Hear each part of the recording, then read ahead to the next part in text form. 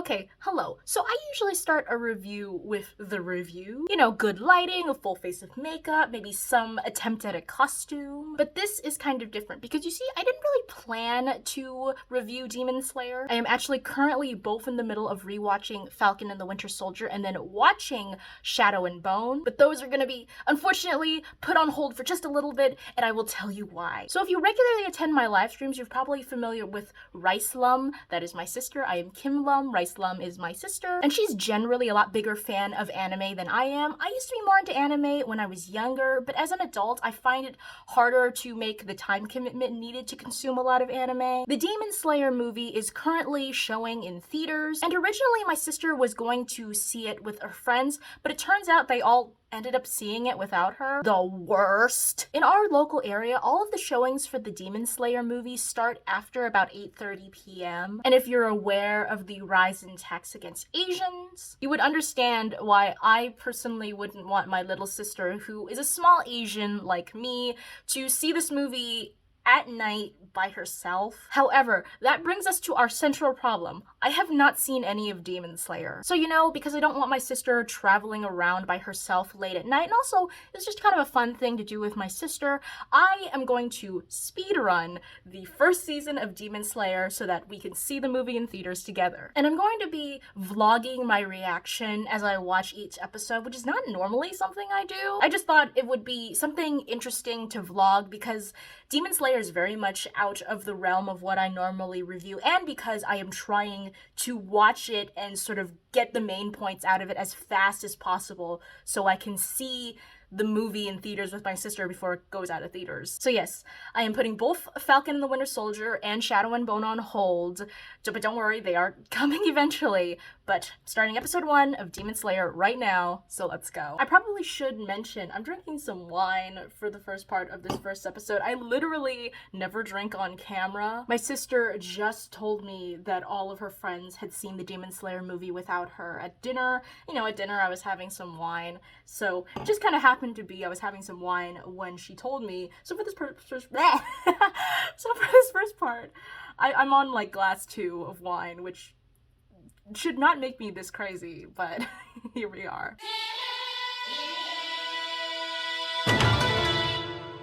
So I'm about like the first 10-ish minutes into the first episode. The guy who's playing, I'm assuming, is the Demon Slayer. He's the guy, black hair, wearing half like a half school uniform, half kind of like robe thing. I'm watching the dub. Like I said, I'm trying to watch this as fast as possible. I'm not looking for quality, I'm looking for expediency, so I'm watching the dub. The voice actor in the dub for him sounds very familiar. It's either the person that voiced Sasuke, the person that voiced Lelouch. I'm gonna look it up at the end of this first episode and see if I'm right. So my sister just heard me filming. Our rooms are right across from one another. She heard me filming and she just texted me. She's like, yeah, because you're watching the dub, like the voice actors suck. They're okay. It's very kind of typical, like, I am angry, so anime, shouting. It's kind of like that kind of dubbing thing. I don't know, maybe it gets worse as the show goes on, we'll see.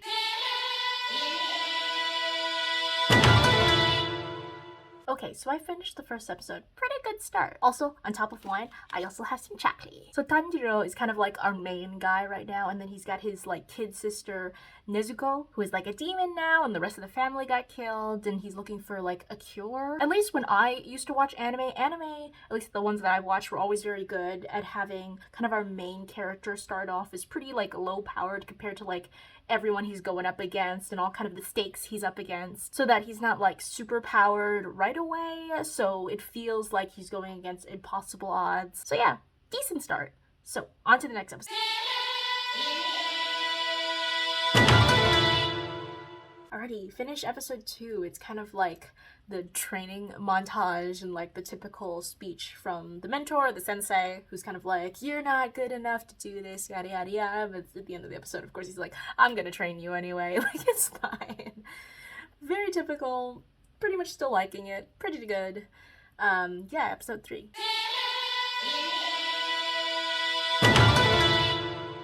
Okay, I just finished episode 3. That episode was so anime. It kind of reminded me of the structure in typical kind of shonen anime, like in Dragon Ball and in Naruto, where you start the episode with an opponent that the main character can't really beat, so he has to train and train and train, and have this sort of self-reflective inner dialogue in order to be able to gain both like the strength and the mental self-reflection in order to be able to beat the opponent. I know it's not like usually not condensed into one single episode the way it was in here. In a lot of shonen anime, that kind of formula is stretched out over multiple episodes. But yeah, in Demon Slayer, at least in this episode, it was just condensed down into one episode, which I like. Like I said, part of the reason why I haven't really watched as much anime as I did when I was younger is because of the time commitment. So I do like with some of these kind of smaller conflicts, they're really condensing it down to like 1 or 2 episodes. With that being said, I think this is going to be my last episode of the night because I do need to get to bed. I am also currently still daily vlogging for Camp NaNoWriMo, so I also gotta do that on top of doing this. So yeah, I kind of got a lot going on, but I will get back to you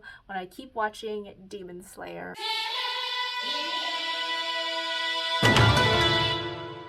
Hello, so it is the next day. I am about to shower and take all this makeup off, but I did watch episode 4. This episode feels like another kind of mini boss battle with the mutated demon with the many hands. These episodes so far have been really easy watching, really not that difficult to binge and digest. So with the shows I've reviewed in the past being miniseries like Fate the Wing Saga, Bridgerton, and after this Shadow and Bone, I was like, okay, I'm done with episode 4. I'm about halfway through Demon Slayer. And then I check how many episodes there are.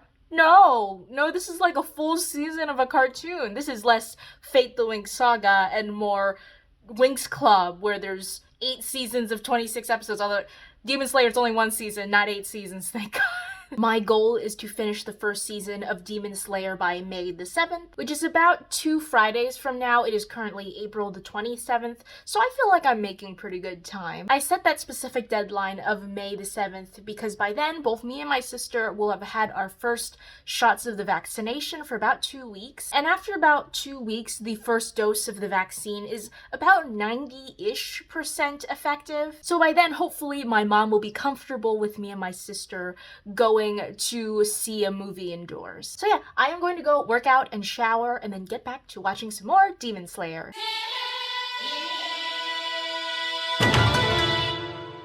Alrighty, it is actually the next day, but I did just finish watching episode 5. I know I said I was going to watch more after I showered and had dinner, but afterwards I just like passed out. I'm still in the middle of daily vlogging for Camp NaNoWriMo and doing some other stuff too, so it's not like sitting down and watching Demon Slayer is like all I'm doing with my day. But anyways, yes, finished episode 5. A lot happened in this episode. It's kind of hard to summarize this episode as like one thing. I will say though, even though this is a full 26 episode cartoon, they really do a good job at like trimming the fat and filler that you would find in a lot of shonen anime like this. Like for example, the beginning of this episode has Tanjiro killing that mutated demon. There's like a very short sequence kind of about to the demon's backstory. And normally with shonen anime, I would expect that topic to be like the subject of the entire episode, but no, it's a very short sequence and then they just move on from there. So yes, especially as somebody who's trying to watch this first season as fast as possible, I appreciate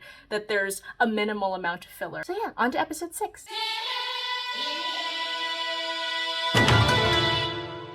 Okay, so I just finished watching Demon Slayer episodes 6 and 7. I decided to review these kind of together because from the way episode 6 ended, I kind of assumed that 6 and 7 would be a 2-parter. Yes and no. What I've noticed with a lot of newer shows is that I think because the creators are expecting us to kind of binge these all in one sitting, or because we're watching them online, they can kind of trust that we're going to see them in order, that they can kind of play with the structure of each episode in a way that I don't think necessarily they could have if we were watching this episode by episode on like TV. So what I mean by this is episode 7 starts with Tanjiro and Nezuko defeating the demon they started fighting in episode 6. And in traditional kind of episode, particularly 2-parter structure, that's how you would end episode 7. But no, that's kind of like the middle of episode 7 is when they defeat the demon, and then the latter part of episode 7 has them already going on their next mission, whereas in traditional structure you would usually wait to have them start their next mission in the next episode. So yeah, very interesting that they're kind of playing with structure like that. But let's keep going.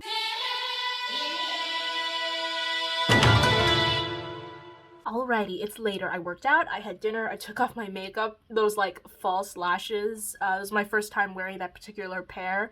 I hadn't cut them yet, so they were like stabbing me in the eye. But I just finished watching episode 8, and so like we've got good demons now. I wasn't sure if like Nezuko was gonna be like the only good demon in kind of like a sea of other bad, like she was going to be like the special one who's like the only good demon. Also did mention this before, but towards like the end of episode 7, the beginning of episode 8, we get the introduction of our main bad guy. I only know he's our main bad guy because I casually watched like a teeny bit of the show when my sister was watching it. But from his introduction in the last episode, I think it's pretty obvious he's the main villain. At least they frame it like he's the main villain. So yeah, on to the next episode.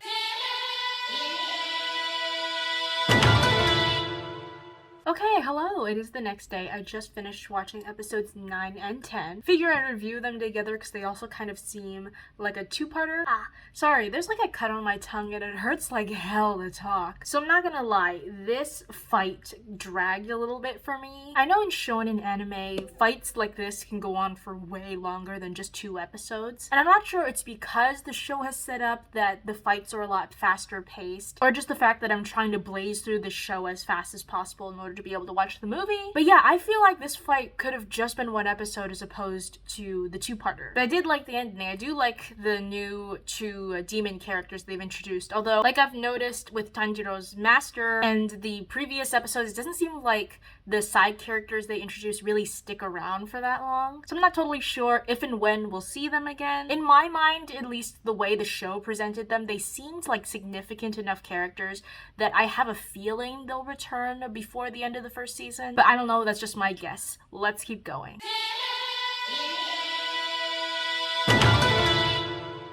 Okay, so it's nighttime now. I just finished episodes 10 through 14.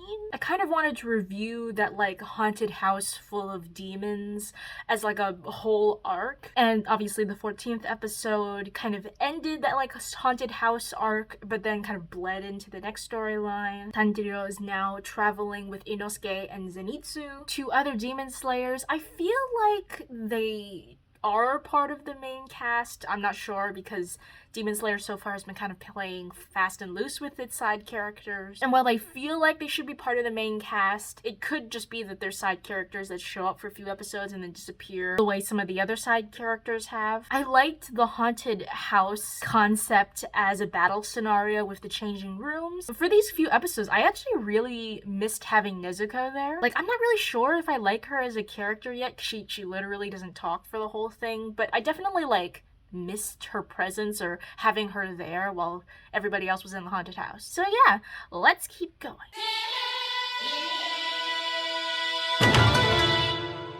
Hello, so it's been a few days since you last saw me. I finished wrapping up my daily vlogging of the whole month of April for Camp NaNoWriMo, and I just kind of ended up crashing and not filming for a few days, but I have still been watching Demon Slayer. This might be the final check-in before I do the full review. I'm about at episode 23 so far, so I really only have 3 episodes left. I think these past few episodes with kind of the end of the arc with the Spider family are what really pushed me from just kind of liking the show to like really liking the show and actually being somewhat invested in it. Like even something like a villain backstory episode is still technically functionally just filler, but I think it's the fact that this villain backstory episode, if you know the show, you know which episode I'm talking about, was really executed very well. And it's what makes the show stand out from all of the other typical villain backstory filler episodes. So yeah, I'm going to check in one more time after I finish this first season to give my final thoughts. And then after that, I am going to vlog me seeing the Demon Slayer movie. So let's go.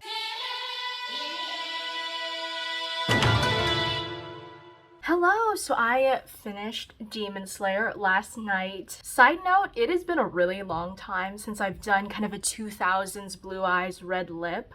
If you know me in real life, I used to wear this look to like parties a lot, but obviously I've not been to any parties in a really long time, so I figure I'd throw this on for old time's sake. But yeah, I finished Demon Slayer. Obviously, I think I'm gonna save the majority of my opinions for the actual review, but I was surprisingly satisfied with the ending of season 1 considering how open-ended it is. Like, I actually considered it a negative in Fate the Winx Saga when at the end of the season, not many of the questions that were posed at the beginning of the season were answered, but I don't feel the same way about the ending of the first season of Demon Slayer, and I'm having a hard time articulating why I feel that way. I don't know, maybe on my rewatch I'll figure out why I feel this way compared to how I felt about Fate the Winx Saga, because I am going to watch the first season at least once through again because I do still have to watch the subbed version. But before even that, I have to see the movie. We're gonna see it in a few days, so let's go.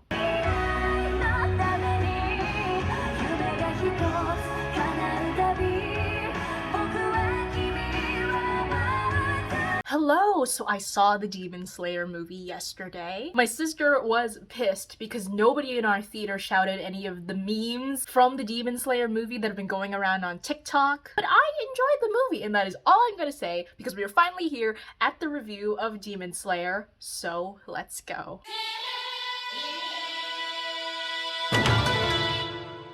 Okay, so this is the first time I've really just kind of failed at a makeup look for a TV show review.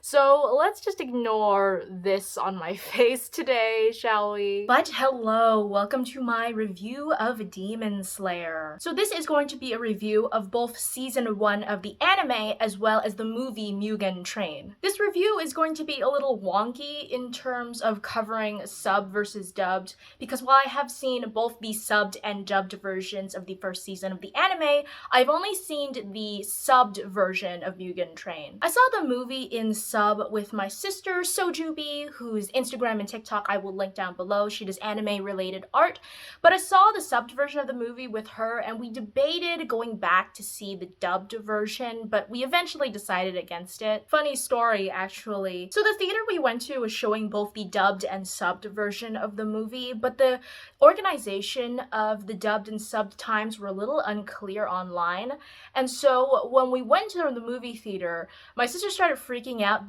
thinking that we'd actually bought tickets for the dubbed version when she saw all these like trailers in English starting to play before the movie. We didn't end up buying tickets to the wrong version, but I did have to keep reassuring my sister as all the commercials were playing that like, no, even if we did buy tickets for the subbed version, like they're still gonna show commercials in English. Like just because we bought subbed doesn't mean they're gonna start showing commercials in Japanese, although that actually might be kind of cool. It sounds like something like Alamo Drafthouse would do. But anyways, before I'm gonna talk about the movie, I'm gonna talk about the first season of the anime because chronologically, that happens first before the movie. So I had heard a lot of hype for this anime even before I had decided to watch it from both various friends and of course my sister who I saw the movie with. So I think maybe I went into this anime with somewhat unfair expectations for it, that I'd heard so much hype about it. I'd heard that it like revolutionizes shonen anime, and I will say,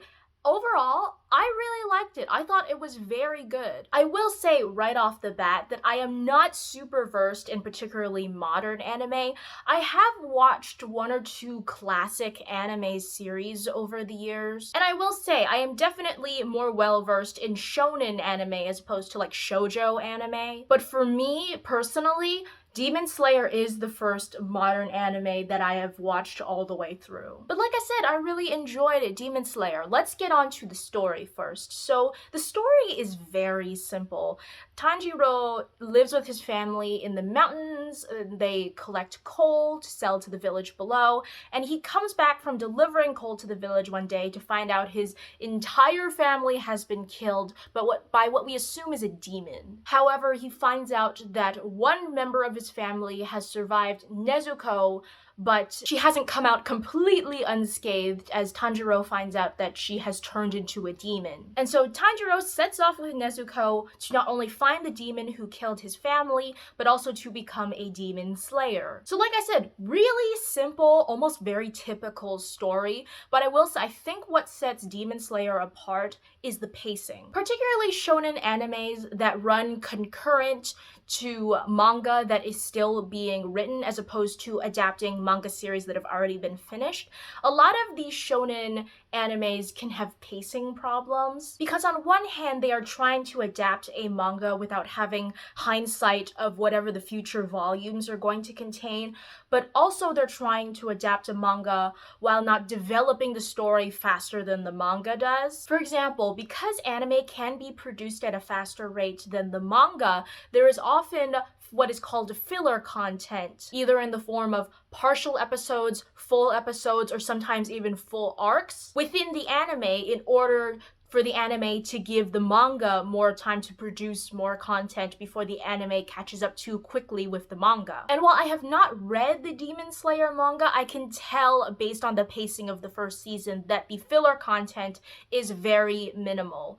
I think even when you haven't read a manga version of an anime, it's very easy to tell what is filler content versus what's not. You may not notice it, but your brain did. And so even though there are several sort of mini boss fights with demons throughout the first season that could be considered filler, they all very much serve a more practical purpose, either as a place to introduce new characters or to provide more character growth. For example, we get a very good sense of Tanjiro's character during the training arc at the beginning, and then the transforming maze house is used to introduce Zenitsu and Inosuke, and the story arc with the demon spider family is meant to serve as the season 1 finale-ish, I'll get to that later, but also to give some more character context to a few of the Hashira. So in terms of plotting, I really only have one complaint with the first season in that the final, I would say 3 to 4 episodes of the first season do drag a little, because the end of the first season basically has 2 different climaxes. The first climax being when the trio defeats the demon spider family, and then the second climax being when the Hashira decide to spare Nezuko. To be fair, I do understand the purpose of having kind of these 2 different climaxes because the second one with the Hashira does also give some setup for the movie. And so the characters are all pretty typical archetypes. However, the writing switches them up just enough to not make them kind of uninteresting, boring stereotypes. I will have to say, between the sub and the dub though, like I said, I watched both the sub and dub version of the anime, but I did watch the dubbed first if you watch the vlog section of this video, and I think the dub actors are fine. I will say though, other than with maybe the exception of Inosuke, the other main 2 guys sound a little young for the role. I feel like this is a common problem in dubs, particularly with male voices. I think when Western actors hear like a higher pitched male voice, they associate that more with like children, like their first instinct is to just go child instead of just a higher pitched adult male voice. I know the main cast aren't supposed to be quite adults yet, but those are my personal feelings on the sub versus dub voice acting. I also really love the world of Demon Slayer. In the first season, there's a surprising amount of diversity in the locations. When I think shonen anime protagonist sets off to become a warrior of some kind, I'm always thinking like forest, village, forest. And maybe there's like a river somewhere in between. But no, like we start off in the mountain, then we have like a rice paddy location, we get forest locations kind of in between there, and then we get the city. Then we have those few episodes in the maze house. And of course after the finale, which does take place in a forest to be fair, we have the kind of Hashira estate. I'm not sure if it has an official name. So like the detailing of the different locations is very good. Also just the character design designs in general. Everyone is pretty distinct enough so that you can clearly tell who's who.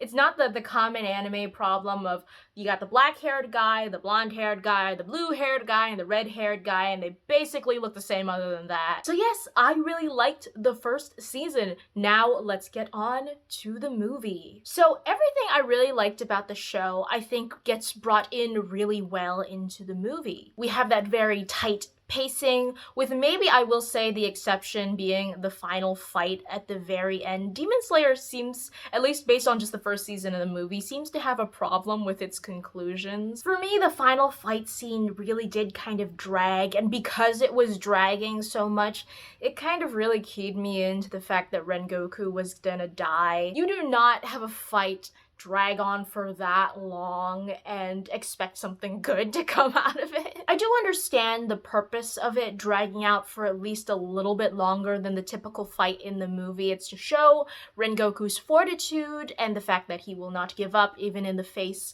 of pain and unbeatable odds. But especially because this is the end of the movie, the main conflict presented at the beginning of the movie has already been resolved, and honestly, the demon fight at the end really kind of comes out of nowhere. I think it was more noticeable the fact that this fight was so long. Speaking of the central conflict, the conflict in Mugen Train is basically just a giant train fight, at least more so in the second half. The first half is more dedicated to kind of the dream world that Enmu creates for the Demon Slayers. This movie did really well in the box office, so I have to imagine there are at least a few people who saw this movie without seeing the first season of the anime, and I have to wonder what the impact of Tanjiro's dream sequence was for people who hadn't watched the first season of the anime and didn't know that his whole family had died. There are definitely context clues within the scene itself before the reveal at the end, so I'm pretty sure, like, people, even if they hadn't seen the first season of the anime, would probably pick it up before the major reveal at the end. But honestly, like, I kind of want to take some of my non-anime watching friends to see the movie to see what they would pick up on. But yeah, the dream sequences was honestly my favorite part of the movie. It gave a lot of good character stuff, and so that the movie isn't just all action and fighting. But there is good action and fighting, particularly, like I said, in the second half, after our Demon Slayers break out of their dreams and they start attacking the train. I will say though, once the train starts turning into like demon tentacle goo, I really wish they had just gone with 2D tentacles, if that makes sense, as opposed to the 3D tentacles. The 3D, I don't think really blended very well with the 2D backgrounds in animation. It wasn't even bad 3D. I think it's just looked so different compared to everything else around it that it really stood out, and not in a very good way. And of course, this is the subbed, so the actors are all really great. Usually, subs are always going to be smoother than dubs, even when the dubs are decent, just because the dialogue is originally intended for the sub, and then everybody who does the dub afterwards kind of just has to follow along with what the sub did. With maybe the exception of like a 4-kid situation where the dub just throws caution to the wind and changes everything. That's not usually the case though, and that's not the case here. So the order I watched everything in was I watched the dub of the first season, the sub of the movie, and then the sub of the first season of the anime. So it was really interesting watching the sub of the movie and not having really heard the sub actors before, and then going back to rewatch the first season now with the sub actors, and it was kind of like, oh, it's from the movie. I feel bad for the voice actor of the demon from Mugen Train. I keep saying like Enmu or Emu. I'm recording this almost a month after I actually watched the movie. I just did not have time to film this review, unfortunately. And so, like, while I still have my notes on the movie and the first season, certain things like name pronunciation have like kind of slipped my mind a little bit. But I definitely did recognize that voice actor, and I feel bad because I feel like he plays a lot of that guy. Like, he's a regular in a lot of Japanese drama CDs, Don't ask me how I know that. And he's also the voice actor for all of the Japanese dubbings for the character Loki in the Marvel Cinematic Universe. So yeah, a lot of that guy. I also really have to talk about the movie's soundtrack. Now, the soundtrack for the first season of the anime was pretty decent, but I think the movie took it to like another level. Particularly the instrumental in the opening when they're first doing the opening credit sequence and like showing sweeping shots of the train. I am still trying to find that particular song like on Spotify or even just on YouTube because it's just so good, and when you hear it with movie theater speakers, it's something else. It really just makes you feel like you're setting off on this grand adventure. It was almost like the opening of like a Ghibli movie. And melody-wise, it's really just motifs from the show and the movie, but it's just a full orchestra just elevating it to something much more grand and complete, and it's so good. So yes, that was all of my thoughts on both the first season of the Demon Slayer anime and the Demon Slayer movie Mugen Train. I was actually hoping season 2 would already be out by the time I'm filming this, but it is currently not, like I said, at the time I'm filming this. Watch it comes out right after I film this. But when season 2 does come out, you will know I will be watching and reviewing it. But until then, thank you so much for watching, and I will see you next time.